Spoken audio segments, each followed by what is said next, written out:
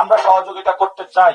এর মধ্যে আমরা খোঁজ পেয়েছি 50 জন প্রার্থী ঋণ খেলাপি এবং দ্বৈত নাগরিককে অনুমোদন দিয়ে বাংলাদেশের মানুষ ভোট দেওয়ার আগেই ইলেকশন কমিশন তাদেরকে সংসদে পাঠানোর ব্যবস্থা করেছে।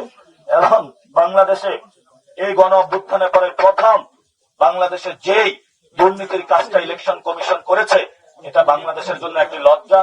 তারা মানুষ ভোট দেওয়ার আগে হলো গোল দিয়েছে। এখানে উপস্থিত আছেন আমাদের দলের প্রধান জনাব নাহিদ ইসলাম, তিনি সেই এক দফার ঘোষণা করেছিলেন এবং সেখানে বলেছিলেন যে ফেসিবাদী ব্যবস্থার বিলোপ ঢাকা আটা আমি যেটা দেখেছিলাম, এখানে সন্ত্রাসী, চাঁদাবাজি, দুর্নীতি সবকিছু আছে, শুধু ব্যক্তির পরিবর্তন হয়েছে, আরেক ব্যক্তি এটা টেক ওভার করেছে।